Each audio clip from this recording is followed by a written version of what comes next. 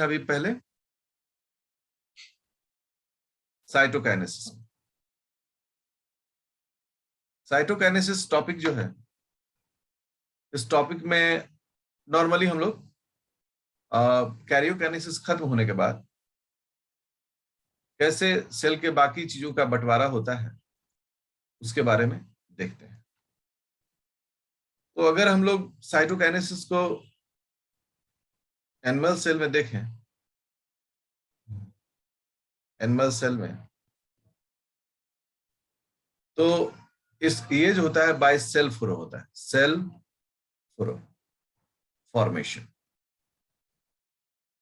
जिसमें क्या होता है कि कॉन्ट्रैक्टाइल रिंग जो है, देखो दो न्यूक्लियस तो बन चुका है, अब यहाँ एक कॉन्ट्रैक्टाइल रिंग बनता है और वो कॉन्ट्रैक्टाइल रिंग धीरे धीरे क्या करता है, इसको सिकोड़ना शुरू करता है लाइक दिस वन। और एक ऐसा वक्त आता है जब पूरी तरह से आपस में से करके और वो दो अलग अलग सेल का फॉर्मेशन, दो अलग अलग सेल का फॉर्मेशन। इस मैकेनिज्म में जो है, जो कॉन्ट्रैक्टाइल रिंग का टर्म आया, कॉन्ट्रैक्टाइल रिंग, ये कॉन्ट्रैक्टाइल रिंग जो है वो सेल फरो को बनाने में मदद करता है, ठीक है ना, फॉर सेल फरो, ठीक है ना, सेल फरो जो है उसको ये फॉर्म करता है। अब ये कॉन्ट्रैक्टाइल रिंग जो है वो एक्चुअली है क्या, तो कॉन्ट्रैक्टाइल रिंग जो है ये बना हुआ है actin and myosin, myosin myosin filaments का, इसलिए इसमें कॉन्ट्रैक्टाइल नेचर है। जैसे मसल सेल्स कॉन्ट्रैक्ट क्यों करते हैं, because of the actin myosin filaments. Okay, दूसरा है क्या कि पोजीशन कहां होगा किसी भी सेल में, position of the contractile ring कहां होगा, किधर होगा, ऐसा तो नहीं होगा कहीं जहां मन होगा वहीं हो जाएगा। हम लोग कहते हैं कि नहीं, पोजीशन जो है ना, पोजीशन ऑफ कॉन्ट्रैक्टाइल रिंग तय करता है, कौन तय करता है, स्पिंडल पोल्स, स्पिंडल पोल्स। देखो क्या होता है ना कि जब एक सेल है, इस सेल का बंटवारा, अब इसमें दो न्यूक्लियस बन चुका है, न्यूक्लिया हो गया, सेल का बंटवारा इक्वल भी हो सकता है, आधे इधर आधे उधर, दोनों को बराबर बराबर बांट दिया। कभी कभी हम लोग को एम्ब्रियोलॉजी में ऐसा भी देखने का मिलता है कि एक सेल को थोड़ा कम मिला और एक सेल को बहुत ज्यादा मिला। तो अगर इस तरह का साइटोकाइनेसिस हो रहा है तो हम बोले कि equal division, distribution and division. और दूसरा है कि नहीं, इक्वल नहीं है, अनइक्वल है, एक को थोड़ा कम मिल रहा है और एक को बंटवारा में ज्यादा दिया जा रहा है, जो हम बोलेंगे तो बहुत गलत बात है ना। लेकिन ये सारी चीजें जो होती हैं वो डिपेंड करता है किस पर, पोजीशन ऑफ कॉन्ट्रैक्टाइल रिंग पर। और पोजीशन ऑफ कॉन्ट्रैक्टाइल रिंग को कौन डिसाइड करता है, सेंट्रियोल का पोजीशन, पोल्स जो होते हैं। और पोल्स को कौन डिसाइड करता है, उसके लिए प्रोटीन्स होते हैं जो उसको डिसाइड करते हैं, ठीक है ना। तो अगर कॉन्ट्रैक्टाइल रिंग यहां बनना शुरू हो जाएगा तो ये बीचों बीच डिवाइड हो जाएगा, अगर थोड़ा सा हट के साइड होगा, एक छोटा और एक बड़ा डिवीजन होता है। अब है कि एक साइटोकाइनेसिस टॉक्सिन है, साइटोकाइनेसिस टॉक्सिन है, इसका नाम है साइटोचैलेसिन बी, साइटोचैलेसिन बी। इस साइटोचैलेसिन बी का काम क्या होता है, ये इनहिबिट करता है, इनहिबिट्स द एक्शन ऑफ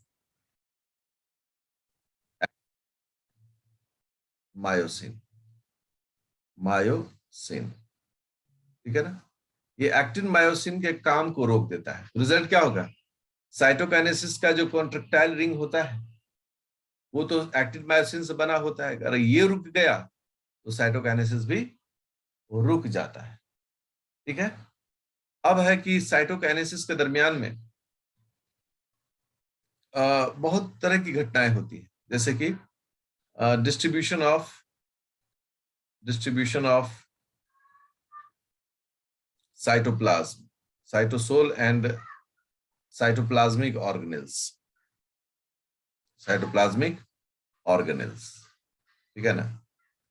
तो देखा जाता है कि अब तो दो छोटे छोटे सेल हैं, तो अगर जरूरत हो तो माइटोकॉन्ड्रिया की संख्या थोड़ी बढ़ जाती है ताकि एक दूसरे में डिस्ट्रीब्यूट हो जाए।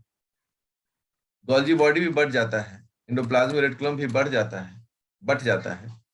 इस तरह से लगभग सेल ऑर्गेनेल्स जो होते हैं उनका बंटवारा ठीक ठाक तरीके से हो जाता है, और फिर दोनों को मौका मिलता है जीवन फेज में कि जाओ और अपने आप को ग्रो करो। इस प्रकार से हम एक बेसिक कॉन्सेप्ट कह सकते हैं कि उतना साइटोप्लाज्म मिल जाता है उसको जिससे कि वो काम कर सके।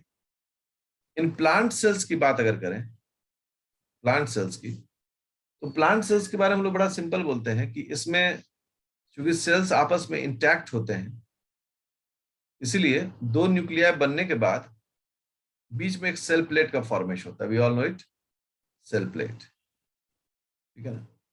ये सेल प्लेट जो है ये बनता है किससे?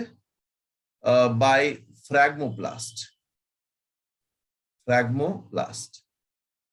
फ्रैगमोप्लास्ट जो है वो बोलते हैं लुक लाइक गोल्जी बॉडी। ये गोल्जी बॉडी की तरह लुक अलाइक होता है, मतलब उसी तरह का ये काम करता है। और ये जो फ्रैगमोप्लास्ट होता है इसमें सेलुलोज से ज्यादा पेक्टिन होता है, पेक्टिन। ये पेक्टिन रिच होता है, इस वेजाइकल में काफी पेक्टिन होता है। तो जैसे अब सेल है, ये प्लांट सेल, एक न्यूक्लियस है, अब फिलामेंट्स डायरेक्ट करने लगता है ऐसे वेजाइकल्स को, और वो ऐसे बीच बीच में सब सेट होता शुरू होता है, और धीरे धीरे बाकी भी इसके बीच में ऐसे वेजाइकल्स आना शुरू हो जाता है। ये सब पेक्टिन रिच होता है, और धीरे धीरे आपस में ये सभी क्या करने लगते हैं? फ्यूज करने लगते हैं। फ्यूज करके ये एक जेली लेयर का फॉर्मेशन कर देता है, पतला सा जेली लेयर का फॉर्मेशन कर देता है। और ये जो जेली लेयर होता है ये पेक्टिन रिच होता है, ठीक है। अब सेल को डिसाइड करना है कि इसको आगे क्या करना है। तो अगर आगे डिसाइड हुआ कि नहीं, अभी तो मान लो कि इसका सेल वॉल ऐसे मोटा है, ठीक है, इसमें दो चीजें हैं। एक हम लोग कह रहे हैं कि ये मिडिल लैमेला है, और ये मिडिल लैमेला है क्योंकि दो सेल के बीच का है, और ये जो है वो प्राइमरी वॉल है, प्राइमरी वॉल है।